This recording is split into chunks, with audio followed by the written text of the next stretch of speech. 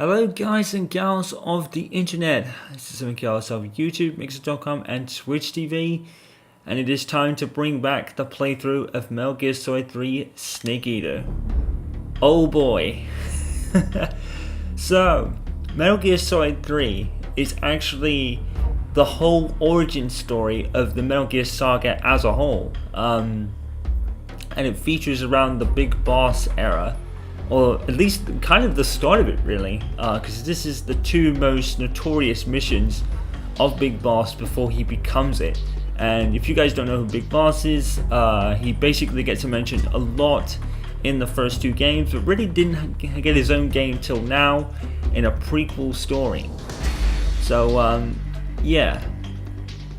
So let's read this. So the origin of the Metal Gear series began in 1964 at the height of the Cold War.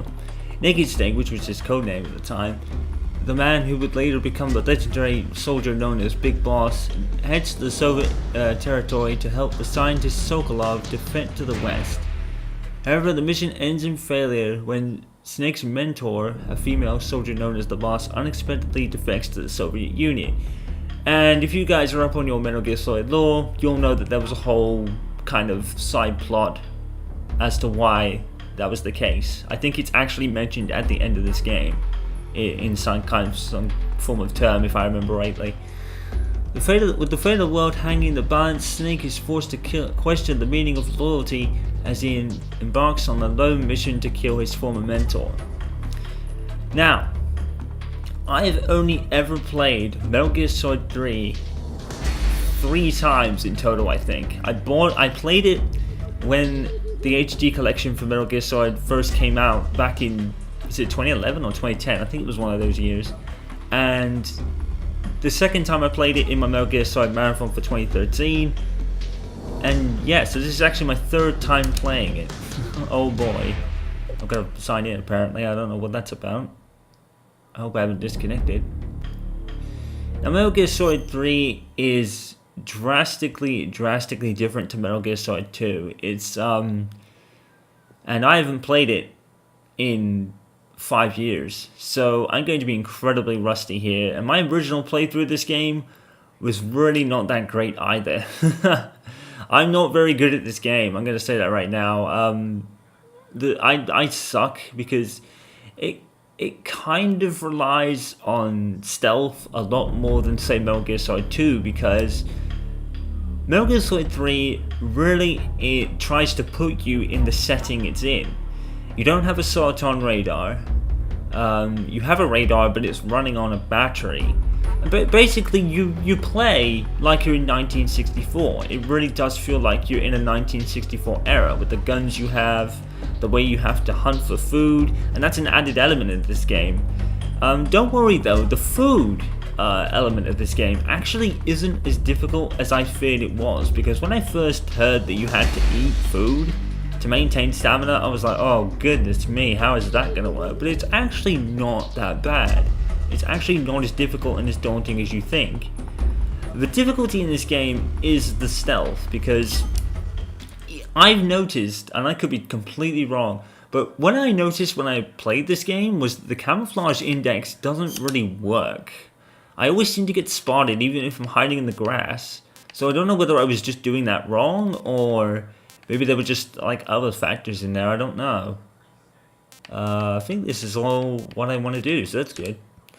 Yes, in Metal Gear Solid 3, in this edition I think, and I think it might have been the PS2 version, I'm not sure, but this edition of the game has the actual original Metal Gear games that released on the NEX, and the games I never covered. I never knew anything about these games. I think I booted up Metal Gear and was like, this is very jarring. So, that was the thing. So we like MGS2 because that was my favorite game until Metal Gear Solid 4 anyway. I think, like I said, I think in gameplay, Metal Gear Solid 2 has the best gameplay, where Metal Gear Solid 4 has the best story and the way it ties up everything. So we're going to pick that. This is a thing that actually was missing in the HD edition of Metal Gear Solid 2. The reason I say that is because in Metal Gear Solid 2, the original that I played on the PlayStation 2, actually had questions. This is a funny story. It actually had questions linking you to what story you wanted to play first. And because oh, hold on, After this the might end be, of World yeah, War it'll be a II, cutscene. the world was split into two, East and West. This marked the beginning of the era called the Cold War. Yes, to continue with my story, I actually had two separate saves when I first played it. I had a save for the tanker and a save for the plant. I ended up finishing the plant story, tanker story first. Ended up going to the plant story, and I was like, "Oops! I've created two separate saves. I didn't know they were like intertwining stories. I thought you just picked the story you wanted to play." So, kind of figured that out. Josh Keaton sounds familiar.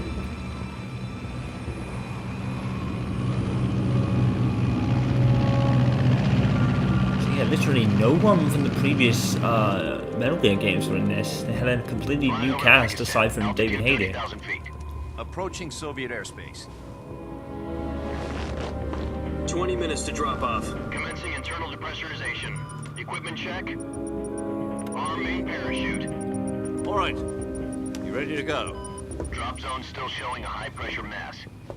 Cav okay. Good. We've got high visibility. Original story, planning, and game design, all by the legend Hideo Kojima. And the written story as well. Put out that cigar. I'm hoping to make this a bit of a redemption run and do better than my original playthroughs, but I think it's very unlikely I will do that. This game is tough. It really is tough. It's probably the toughest of all the Metal Gear games. Does this panty waste know what he's doing? But I think that was the idea, you know, because like I said, it's kind of fitting in the area you're in. 10 minutes to drop off. Hey, are you deaf? He said put out the cigar and put on your mask. So I'm just going to put this title card in the top very quickly here. That will link you to my most recent channel update of November 22nd. Please check that out because I do mention that there's going to be a change of the format. Video format from this playthrough onwards. Complete. I'm going to be starting to do longer videos 6 minutes to try drop off. and, Opening rear hatch. in an attempt to kind of get through playthroughs a bit quicker. You know, I'm not going to rush the game, but I'm going to make the videos longer. So this first video will be probably about 30 minutes, and maybe the second video will be about 20, or maybe the other way around. And I want you guys to know what the time really, the best time is, because I know, like I've said before, in that update, I said that most YouTubers these days are doing longer videos, so I think it's about time maybe I did it. And I think we're going to need it for this anyway, because obviously it's a Metal Gear Solid game, so it's going to involve a lot of talking, a lot of cutscene. So I might have to do that without even intentionally doing it. This is one for the history books. The world's first Halo jump. So yeah, I'm adopting longer videos from here on out. Stand by. So let me know what time would be best. Status okay. I know there's only like maybe 5 people top who watch my videos, but even their input is appreciated. Spread your wings And fly. God be with you.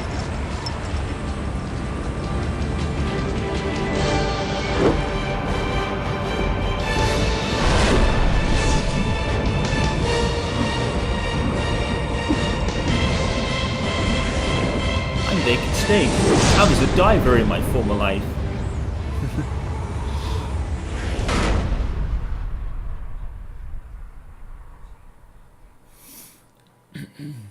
Jack, I've got some important news. The head of the CIA has finally given us the green light for the Virtuous mission. Virtual mission? No, the Virtuous mission. The future of our Fox unit depends on it. If it succeeds, we'll be officially organized into a unit. Virtuous mission? Sounds like some kind of initiation ritual. Don't get cocky, this isn't a training op. Right. So what exactly is this wonderful mission? This is almost exact Well, like Metal Gear Solid 1's briefing. About 2 years ago, In fact, it probably certain is, Soviet in a scientists way. requested Just different a mission, sight obviously. west through one of our moles. Like His how it's name like is Nikolai 1963 Stepanovich kind of video and stuff. He's head of the OKB-754 Design Bureau, one of the Soviets' top-secret weapon research facilities, and the East's foremost expert on weapons development. Sokolov. Isn't he that famous rocket scientist? The very same. On April the 12th, 1961, the Soviets achieved the first manned spaceflight in history. The Earth was blue, but there was no God. Well spoken. The rocket that carried Yuri Gagarin to orbit was the A-1, known as the Vostok rocket. Sokolov is said to be the man most responsible for the multi-engine cluster used in that rocket. After Gagarin's flight, Sokolov left rocket development to become the head of the newly established Design Bureau. From a lowly technician to head of a design bureau, that's quite a success story. So why do you want to defect? It seems he'd become afraid of his own creations. Afraid. Call it a crisis of conscience. And for that, he left his country. That's pretty cliche for Metal Gear, to be honest. Not exactly. One of his If you think about the conditions was that his Emmerich family and was all, also to be like the taken Metal safely Gears they to the built. west. Of course, it's not He Metal was Gear told in to this get the game, family but out first and succeeded in sneaking Sokolov over the Berlin Wall shortly afterwards. I was the one who conducted the operation. The security on the eastern side was still full of holes back then. Then what? We got Sokolov over in one piece, but the whole ordeal had left him exhausted, and we checked him into a hospital in West Berlin. It took him 2 weeks and more than 600 miles to get from the research facility in the Soviet Union to Berlin. He was in no condition to say anything coherent.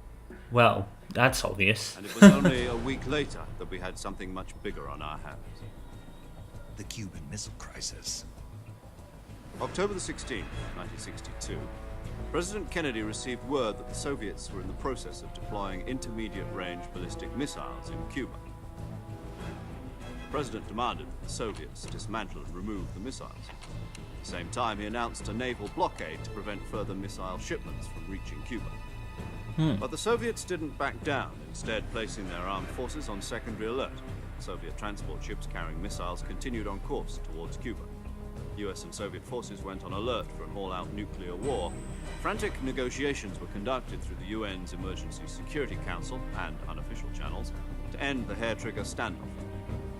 Finally, on October the 28th, the Soviet Union agreed to remove its missiles from Cuba, and so the world avoided a nuclear holocaust.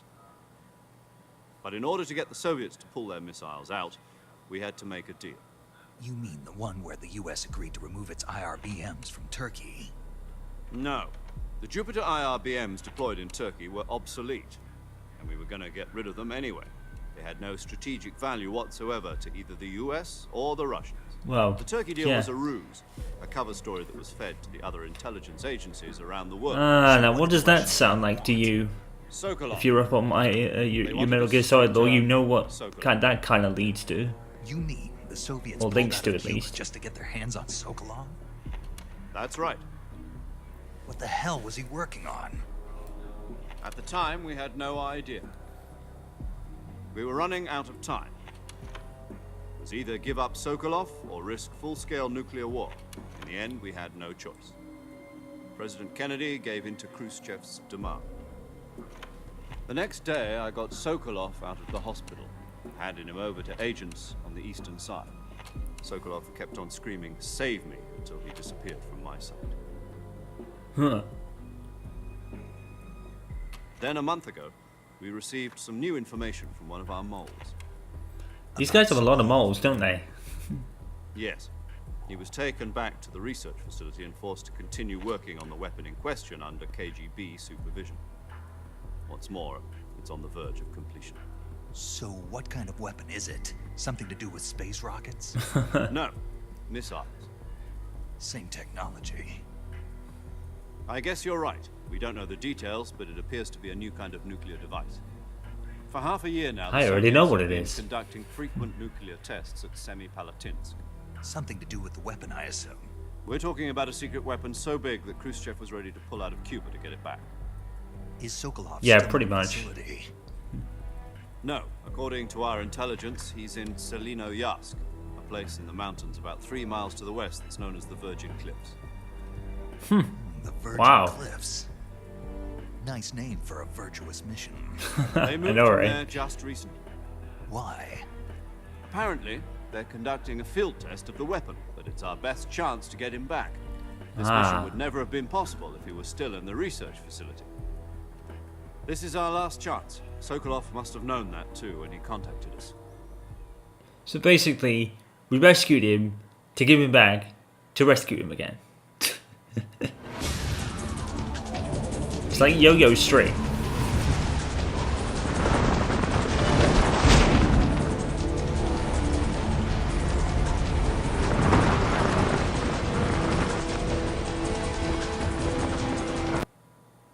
Oh god. What the heck? Yeah. You're probably going to get that a lot. The screen's just going to dim because the cutscenes are so long. I need to kind of Listen up, Jack. Your mission waggle is to and move. infiltrate Selino It sticks Yask a in the lot. Soviet mountains, ensure the safety of Sokolov, and bring him back to the west.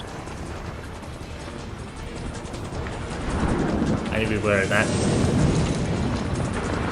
If we don't get Sokolov back before that weapon is complete, we'll be facing a major crisis.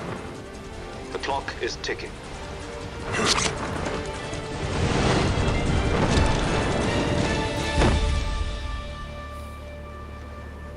Once we've It's a very confirmed the noticeable rescue of Sokolov, parachute. stand by at the recovery point. A recovery balloon will be dropped at that point. Helium will be pumped into the balloon to inflate it. The process takes about 20 minutes. Once it's complete, the gunship's arm will latch onto the balloon and pull it up. The Fulton surface-to-air recovery system. I'm familiar with the theory. Ah, Take it easy. It's been combat-proven. yes. So that's the birth Do of you the think photon Sokolov is system up to that's us? in Peace Walker and Metal Gear Solid 5. The shock will be less than during a parachute jump, and the arm can handle up to 500 pounds. So you're planning on going over the border in a single combat talent? She's equipped with two 6-barrel 20mm Vulcan cannons, as well as two 40mm machine guns.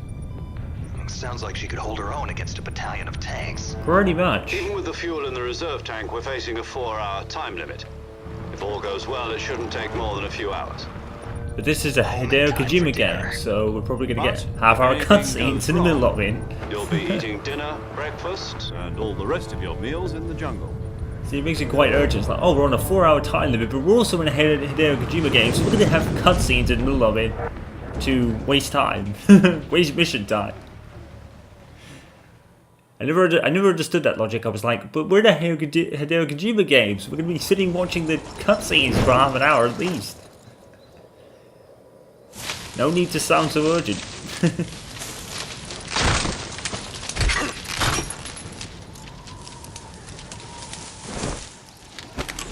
I'm on Z.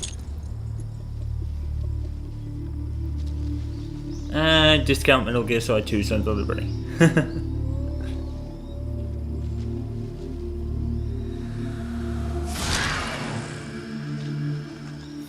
U.S. Army Metal Gear Solid Snake Eater. Apparently that's part of that face is either Psycho Mantis or the Raiden suit, depending on what you want to think of it is. I've just noticed that, by the way.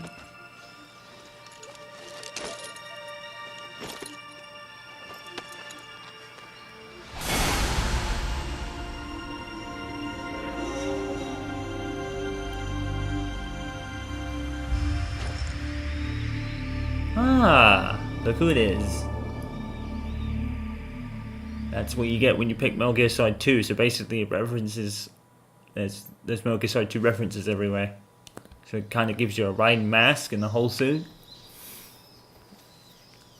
Right.